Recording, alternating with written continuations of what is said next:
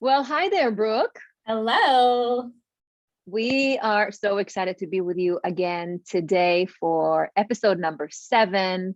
We are going to draw on the work on Bruce Lipton, The Biology of Belief. And so I'll start by saying that I became aware of Dr. Bruce Lipton, who is a cell biologist, work back, I think maybe 10 years ago.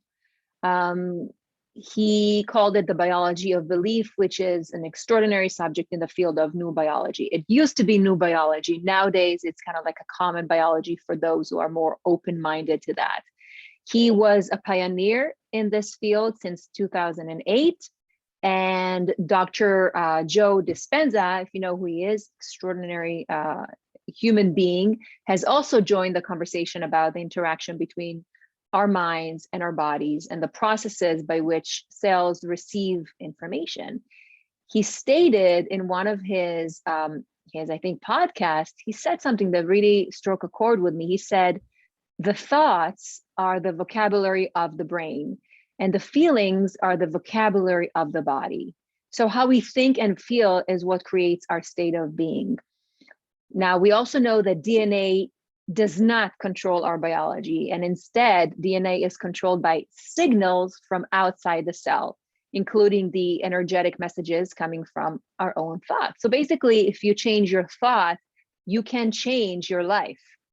That is supported by the science of epigenetics, the science of genetics, that also mentions how genetics only play between 4 and 14% in our lives. So when we ask about our family history, we really need to be careful there and realize that though we might be predisposed to certain chronic illnesses or certain challenges with our health, we are not predetermined, meaning we can actually change the outcome and not end at the same story that our parents had, according to changing your environment, your nutrition, the mental health, who you're surrounding yourself with. And in truth, medical research and science often teaches medical communities that many chronic illnesses cannot be healed, which is so false.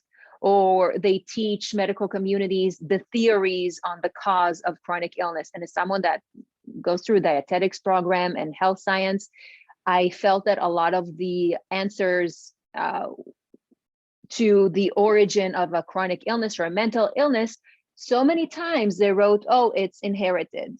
Oh, it's this and that. Well, even if it is inherited, you're not giving us the answer. Like, what is the root cause? So another example would be blaming chronic illness and autoimmune and other conditions on either your genes or the fact that your body is attacking itself. That is what autoimmune condition is.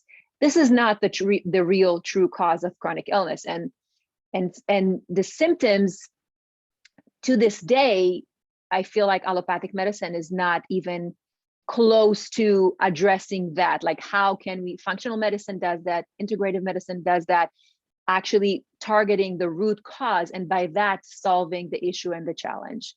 The gene theory and the autoimmune theory are really the scapegoats. They're a way to put a blame back on us and on our body that is in reality working so hard to heal itself once it's giving the right tool.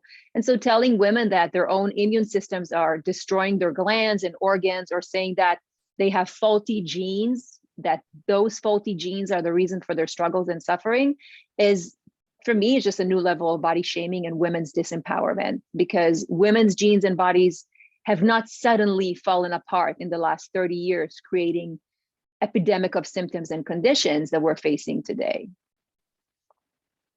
Yes, so true.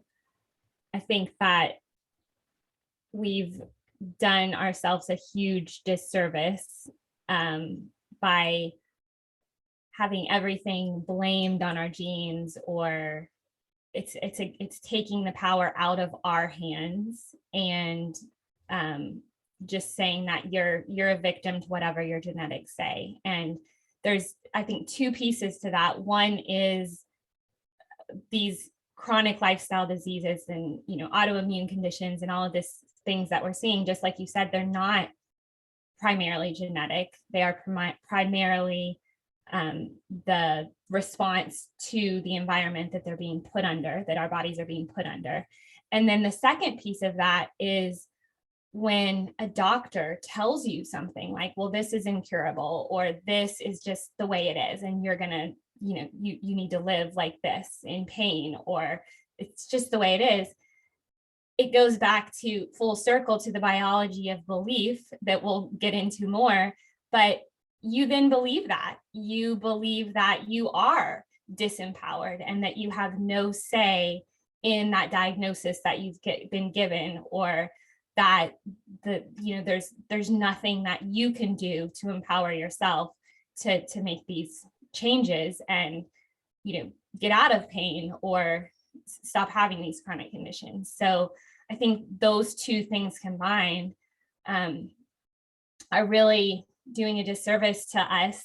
And at the same time, we have the opportunity to show that there's something different that can be done. And the beautiful thing is that I think a lot of people are getting so disenfranchised by a system that tells them that, well, this is just the way it is, that they are looking to alternate ways of doing things. And so it's a great opportunity to see that, there are things that you can do to take control, and that your story of your health is not just pre-written and predetermined in your genes.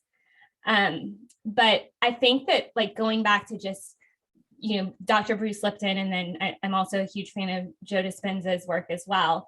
But I think it was just it's such a huge paradigm shift. And I think it's important to note that for years, Dr. Bruce Lipton was actually shunned for what he had seen in his petri dish in his labs back in 1985. And essentially that was that a cell's behavior is influenced by the environment in the petri dish. And I actually wrote down an excerpt from Biology of Belief because I think it sums up this different perspective quite well. So it says, on one side of the line is a world defined by neo-Darwinism, which casts life as an unending war among battling biochemical robots. On the other side of the line is the new biology, which casts life as a cooperative journey among powerful individuals who can program themselves to create joy-filled lives. When we cross that line and truly understand the new biology, we will no longer factitiously debate the role of nurture in nature, because we will realize that the fully conscious mind trumps both nature and nurture. And I believe we will also experience as profound a paradigmatic change to humanity as when a round world reality was introduced to a flat world civilization. So I just, beautiful.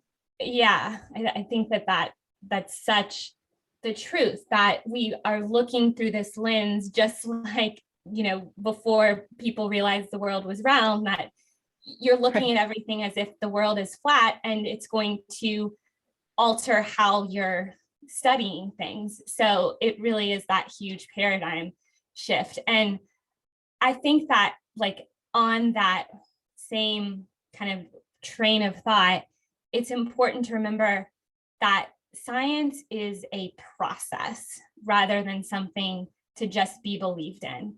So it's good when we question science and we're forming hypotheses and testing different hypotheses.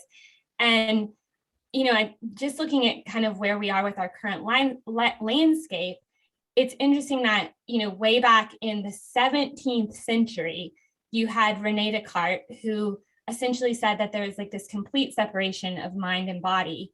And it's really just in the last 20 to 30 years that we're really, really understanding that that's not the case at all. I mean, think of all of the progress we've made, but yet we've still been in this paradigm that your mind and your body are completely separate. And we still approach medicine in a lot of ways is that way. You go to a psychologist for your mind, and you go to a, physician, a medical physician for your body. And luckily there's so many breakthroughs in that where it's becoming much more mainstream and well-known that that's just not the case. But the other place where I see that we're just not quite there is in the turn of the 20th century, this last century, you had this huge breakthrough in quantum physics, right? You had Einstein and you had Niels Bohr and all of these great minds that were talking about quantum physics that essentially blew this idea of like a Newtonian matter only universe apart at the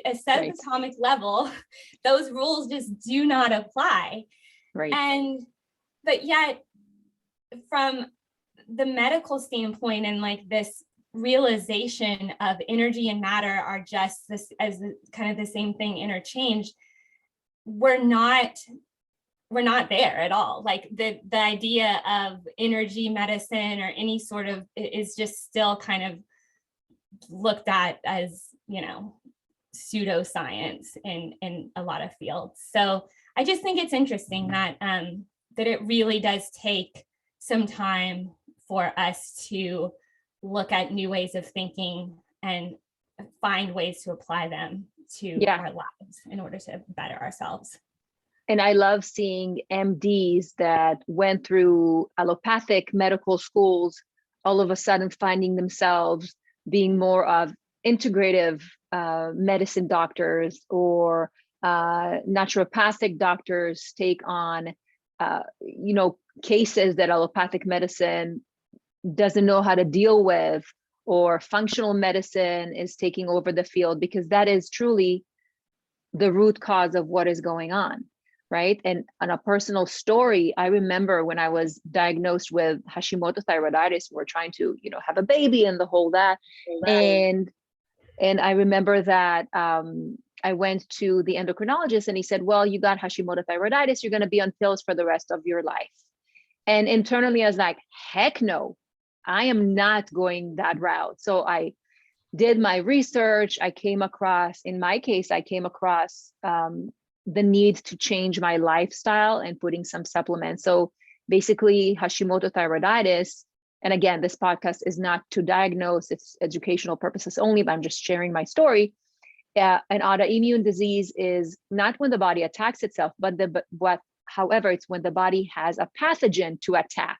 So there is a viral load inside of it, such as the EBV virus. If you've never heard of it, it's Epstein-Barr virus. There's more than 60 different strains of it. So one of the strains has to do with Hashimoto thyroiditis. So the body is attacking the pathogen, that virus, not itself. So once you stop feeding that virus with very specific foods that you have to eliminate, then you no longer have the issue. And that's what I did. And medical medium Anthony William talks about it in depth, whoever is interested. And it really has changed my life, because before that we ate really, really clean, organic this, pasteurized that, but it wasn't enough, because, you know, an egg is still an egg if this is what is triggering your body to fight against. So you got to remove the whole thing. So for me, it was very helpful. And I came back to the endocrinologist office with a book of medical medium. After he ran another blood panel, he said, I don't know how you did it. I said, well, sit down. Let me tell you how I did it. And that was the conversation. And ever since then, 5 years later, we have the best conversations. My PCP, my endocrinologist, and myself, like the best conversations. We exchange ideas. He knows I'm a holistic nutritionist. We exchange ideas. We exchange resources.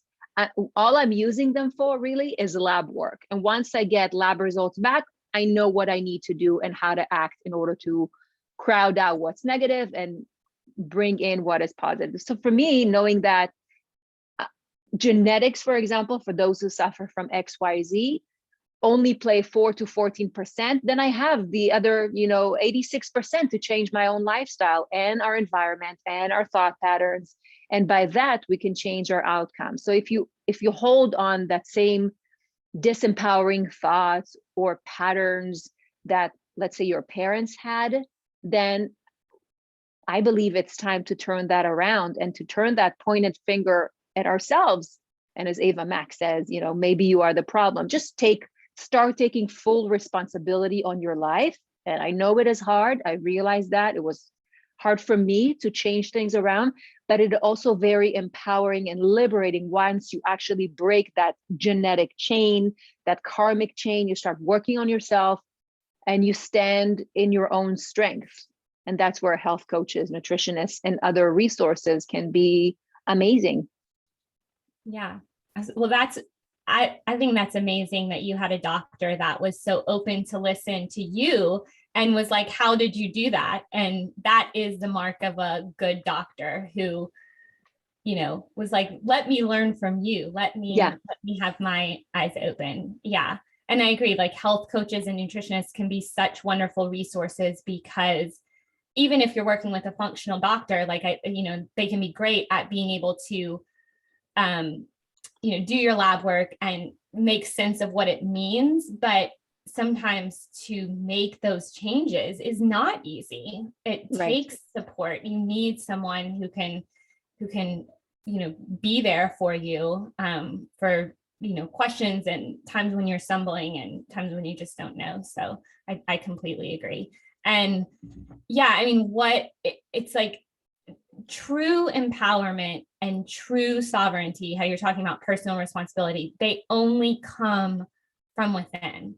So it's like when we take full responsibility, ownership over our energy, our thoughts, our words, our actions, we shift from the unconscious way of being to the conscious way of being. We talk about like raising the consciousness in this podcast a lot, and that's exactly what it is, right? It's like it's understanding where your energy maybe is unintentionally going and how it's leading to everything else. And we stop dwelling in the past and worrying about the future, and we just anchor ourselves into the present. And then we gain full liberation, and we can truly harness our own power from that.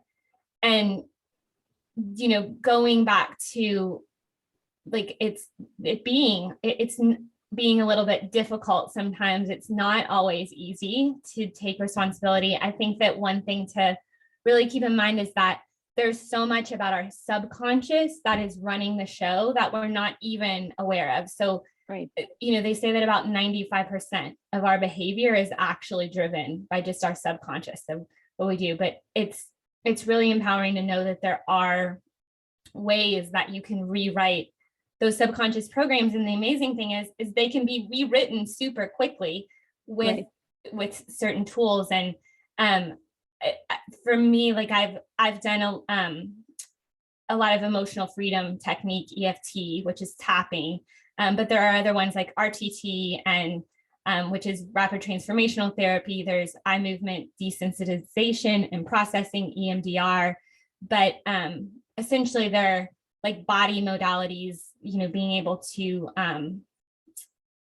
get like a somatic response in your body to help release some of those beliefs. And have you done any of those, or what? Yeah, so for me, I think it's important to reiterate that identify your problems, but give your power and energy to the solutions, not to your problems, as Tony Robbins said. So for me, I completely understand that breaking a chain of abuse, whether it's eating disorders that cause obesity and other health challenges, or mental health is a challenge. But it is important to break that karmic chain and raise your kids in the way that you choose, rather than the way that you saw your mom or dad doing that, right? It takes a lot of internal work and inner wisdom, but it is doable. For me, I absolutely love, I did do tapping, EMDR, the eye movement. I truly love that. For me, the two modalities of therapy are CBT, cognitive behavioral therapy, which I really, really love, because I'm not a huge supporter of talk therapy, because I think it will enable you to dig a bit too deep, right? I think like in medicine, we want to find the root cause. In mental health, I think that it's important to know, what does that mean to you now? Yes, you can go back, but don't dwell in that rut. Don't be in it. Don't soak in the mud that brought you down. Like, how can you go from here, what you're feeling now, to where you want to be? So for me, CBT, the cognitive behavioral therapy, is about, what are we going to do about it? It's more like an action packed, and they do have their own protocol to deal with anything from PTSD to other traumas. They're amazing. Also, another therapy modality is IFS that I love, internal family system. And I do use that partially from what my understanding is in relationship to food. So it talks about who is your saboteur, who is talking to you now, who is trying to put obstacles in your way to your success, like who is holding you back, what do you see? Is that the critic mind? Is that like, so there's different characters that you need to almost illustrate them. How do they look like? What do they sound like? And sometimes you find that these are all of your parts. This is the critique of my life that is coming all of a sudden saying, oh, you shouldn't eat that cookie, or you'll gain a lot of weight. Who is that? Why is it there? So every part that shows up in your own self, once you are a mature woman, you need to deal with. You kind of need to thank that part and say, hey, thank you for protecting me when I needed you, but I got this. I got this. So again, this is like recognizing what is from different perspective, different modalities, recognizing what is in the way of you being your absolute best self. Dr. Bradley, I think Dr. Bradley Cooper, his name is, he wrote the book about the emotion code, or another book is The Body Keeps the Score. It's about emotional traumas that are still stored within our bodies and manifest as dis-eases. So that's another resource for someone who is interested in digging deeper. Yeah, I love all of that. And those modalities that you described, really at its core, they're ways to identify your thoughts and like being able to separate out, the thoughts coming and giving you the empowerment that just because you have the thought doesn't mean that you have to believe it. And that is hugely powerful, because when we start to realize and recognize that we are not just the culmination of whatever thoughts we're having and all this stuff that's going in our mind, that's when we can really start to take our power back, really is what a lot of it is. And another thing that I've been doing, and I think it's becoming a lot more popular, is like, have you heard of inner child reparenting, where essentially you go back and you essentially remember times in your childhood, or sometimes it may not even be specific times, but just, feelings from your childhood. And it doesn't necessarily have to come from a parent of what was done or not done, but just different situations that made you feel a certain way, and that you're subconsciously carrying those thoughts. There was something that when you were 3 years old, 4 years old, was said to you that made you feel really incapable, really small, and you're still carrying that with you. So it's so powerful when you can go back and essentially reparent, like, what did you need in that moment when someone called you small or someone called you selfish, or, and it was maybe something little, but when you're a child and you're trying to understand the world and you're in a different brain state, like it's a hypnotic brain state essentially that you're in, you are going to it's going to become a part of your programming in your subconscious. So the more that we can like come back. And the other thing I was thinking about, I thought about this right before we got in the call, but do you remember that meditation that we did with the program that Dr. Zach led us to? And it was like essentially imagining our parents as children. And I think it was in the play, but it was just so powerful to me, because I think that, and depending, like, we all have different traumas and stuff and little t traumas. I'm not even saying that, like for me, I lived a pretty blessed childhood, but it's still so powerful to know that, anything that maybe your parents weren't there for your needs, or that there were things that, you needed and you weren't given, that like, or that your parents maybe put certain programming on you, that they came into this world as innocent children and they were put with programs. So it's like, we all come in with this like child innocence. And Right. I think that when you can, whether it's a parent or anyone else that maybe did you wrong, it's like, I think it's powerful to think of them as children and Yes. innocent, and that they didn't come into the world like that. And it's just powerful to connect in with that. And I just found that meditation really, really empowering. That is so beautiful. So beautiful. Yeah. When we try to point a finger at someone else, and I always half jokingly say to my husband, hey, I'm sure our kids will find something to complain about us, even though we do our absolute best. They're always going to be something, Yeah. right? Right. Oh yeah. Yeah. I know. I feel like I've like done all this inner work. So a lot of times with Vera, it's like, oh my gosh, I don't want her, having to reparent her entire childhood. But the reality is like, we're not going to always be able to know exactly, what to say and the way that they take it in. So it's okay. Like they'll learn that awareness as well and know that we did our best and we're not perfect. Yeah. So And keeping that in mind, I think is so empowering, because we're always looking for someone to blame. You did this to me. So you can choose. Do you want to be a victor or do you want to be a victim? Like what mentality you're going to wake up this morning, what mood, what empowering or disempowering thought is going to control your life. It is up to you. That is yours. So Joel Osteen says, I love listening to priests and preachers that are positive thinkers. And he said, well, it wasn't your fault when you got back down, but it is absolutely your responsibility to get back up. It is your responsibility to get back up. So having grace and compassion for our parents that did their absolute best, even if someone says, okay, my dad deserted me when I was born, my mom was an alcoholic, a drug addict. Yes, but she did what she was able to do. Someone else may be able to do more, but her life story and her correction or her life journey is on her, right? We call it in Kabbalah, we call it the vessel. Her vessel was incapable of giving you more.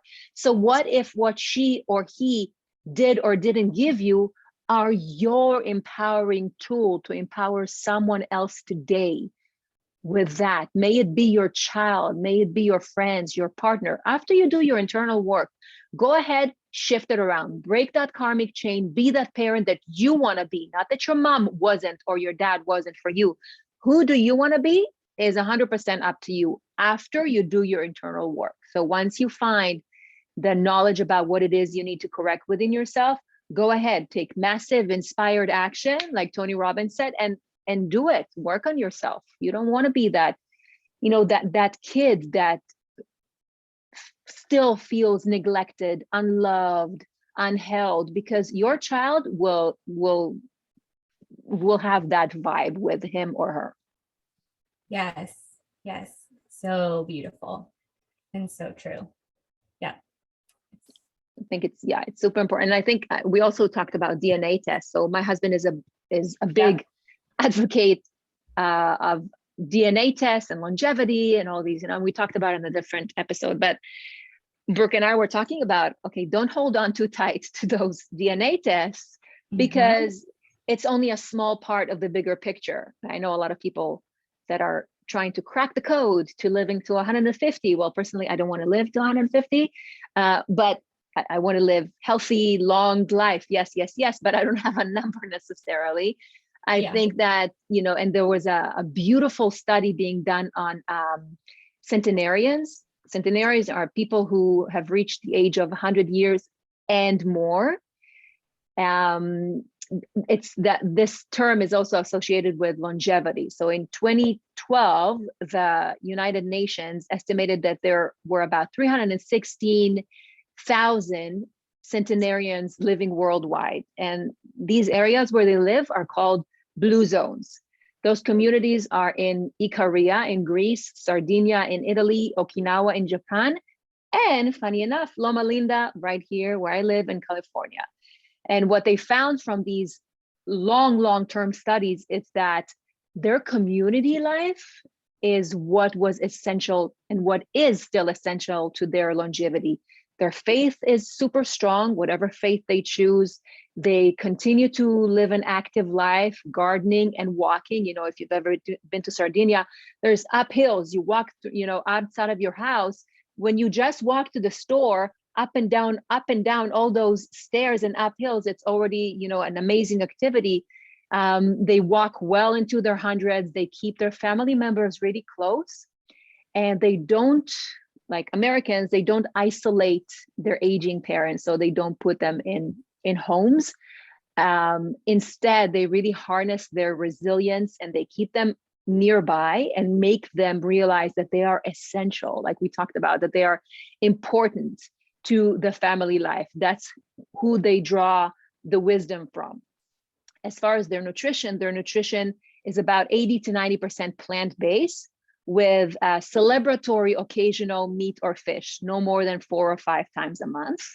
They don't smoke, they don't drink alcohol. Their dairy intake is minimal, and it's usually from a local raised animal that they know. The neighbor has a goat in the backyard, so no antibiotics, everything is super duper clean and super fresh. They eat a handful of nuts every day, lots of beans, lots of legumes. And the longest lived women in Okinawa, Japan, they practice something that's called harabachi-bu. And harabachi-bu, it means it's said as a prayer before a meal to remind them to stop at 80% full. So don't fill up too much. Stop. You don't have to stuff your face. Just stop at 80% when you're full at 80%. And also, interestingly enough, there's no word for retirement. Like, a lot of people talk about retirement in the States. I'm gonna work so then I can retire comfortably. To me, that idea is crazy. Personally, I don't want to retire. I don't want to need to work. I want to be able to do things that I love, but I also want to live a life of purpose. And for me, when you work in something that is also your purpose, there's no retirement. There's enjoyment. And for people in Okinawa, they don't have a word in their dictionary says retirement. Instead, they use the word ikigai. And ikigai means a sense of purpose. So instead of saying, what are you doing for retirement? It's like, what is your sense of purpose? Isn't it amazing? Yes. And all of this is encapsulated by a fantastic author by the name of Dan Buettner. No, he didn't start the study on the blue zone. That was started hundreds of years ago, but he worked with the National Geographic, and he wrote a recent book about the blue zones and their diet. I just found it to be fascinating. Oh yeah. Yeah. I've heard of him and his book. I haven't actually read it, but there is so much that we can learn there. And I think that the huge piece will want, like, the community aspect is, it cannot be underplayed. And another thing is just, it's all a part of their natural lifestyle. It's not like something that they're striving to make sure that they get this amount of protein and it's all important. Like, the way they're eating is important, but it's just the way they live. Like, they live in community. And like talking about that prayer before, it's like it's bringing mindfulness to the table and gratitude and all of that, like the faith being important. It's all it makes so much sense. And it is interesting how in this country especially, and in a lot of just the western part of the world, I say that, but California, there's that place where there's a blue zone. But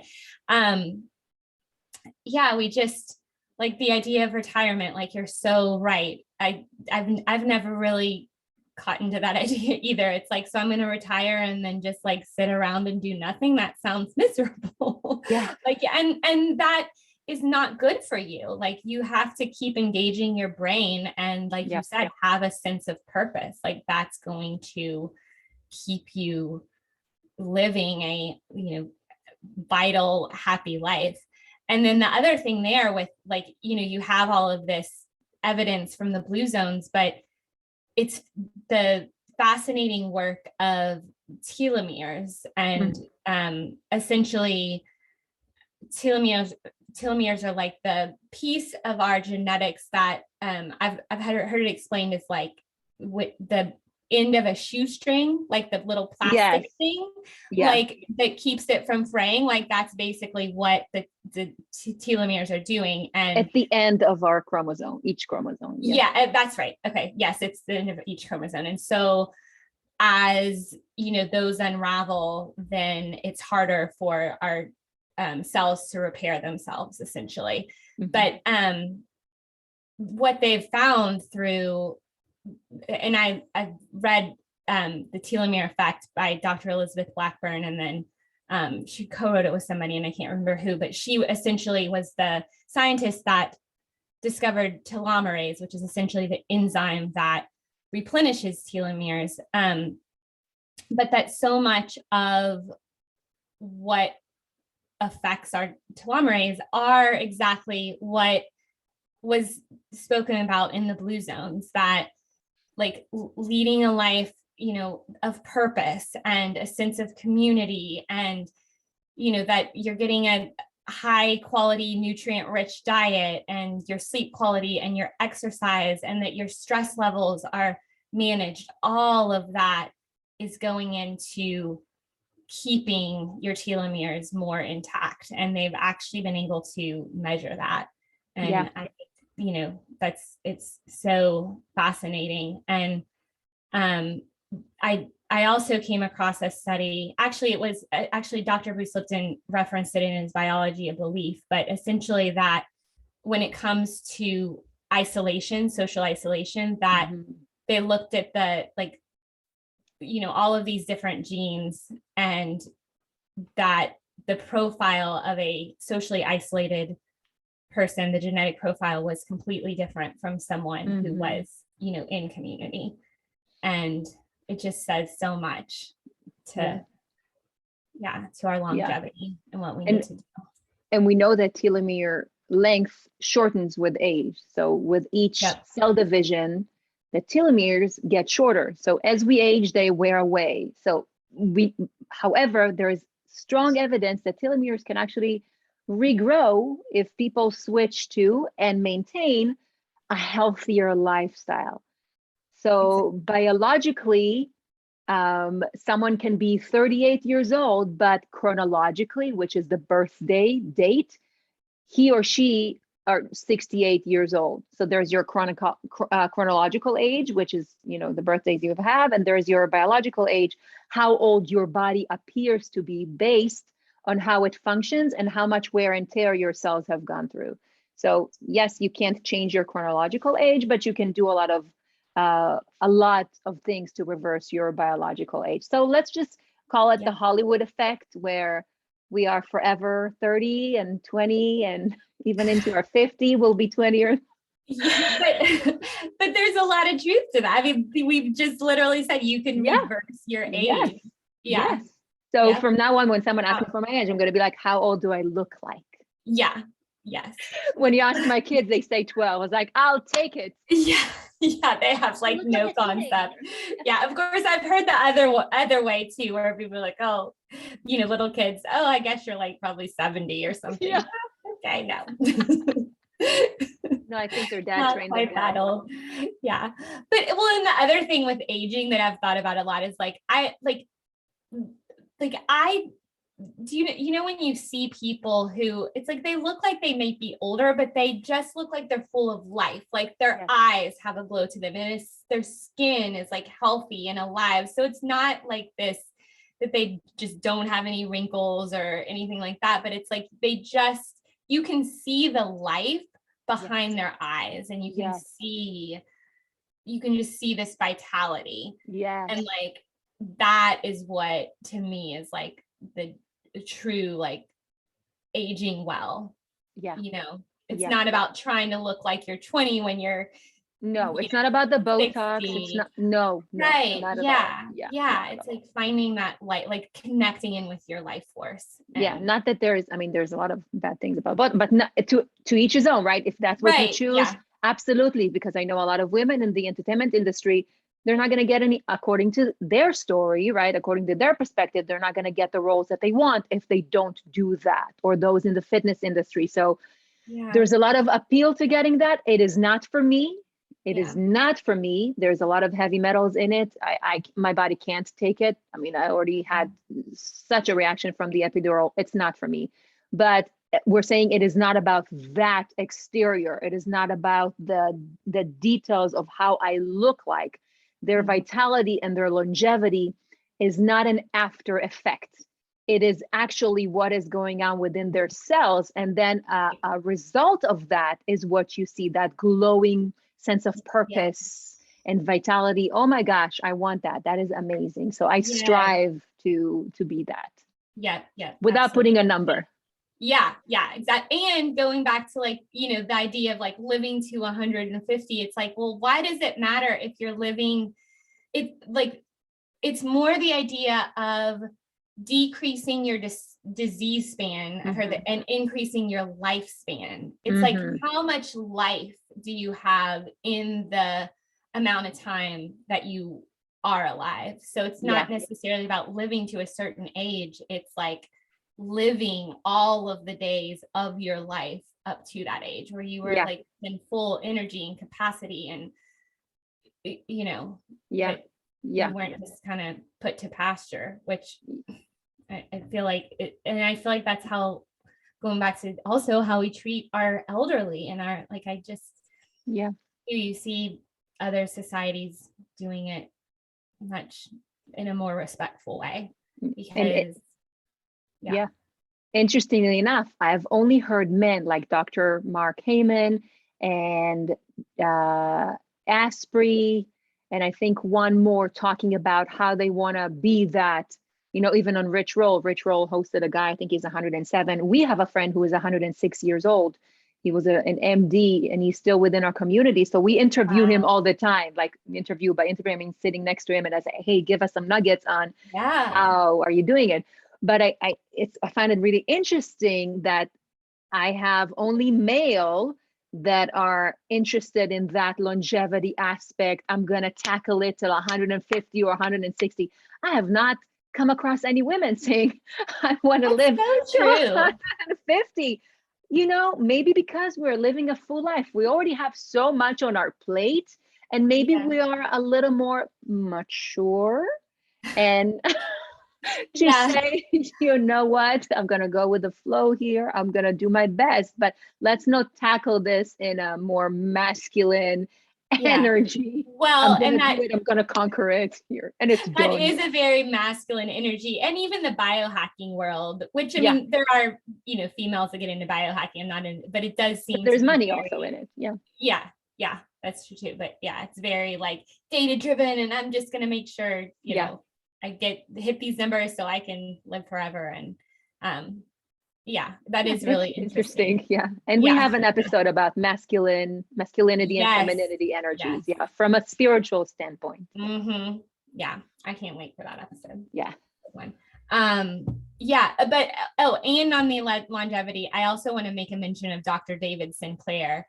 Yes. How did we forget him? Yeah, he is also someone who has been doing some fascinating research, and he actually has a mini podcast series. I think it's like 7 or 8 episodes, and I've listened to a few of them, not all of them, but it's pretty fascinating, the work that he's done, and that it's echoing all of that you can essentially reverse aging and tap into your genes. And change kind of the course that you're going. So I think we tackled everything, didn't we? Yeah, right. We did. I think so. Yeah. Yep. Awesome podcast, Brooke. Always a pleasure. I know. Yeah. I love it every time. Me too. So we'll see you guys later. Bye. Bye.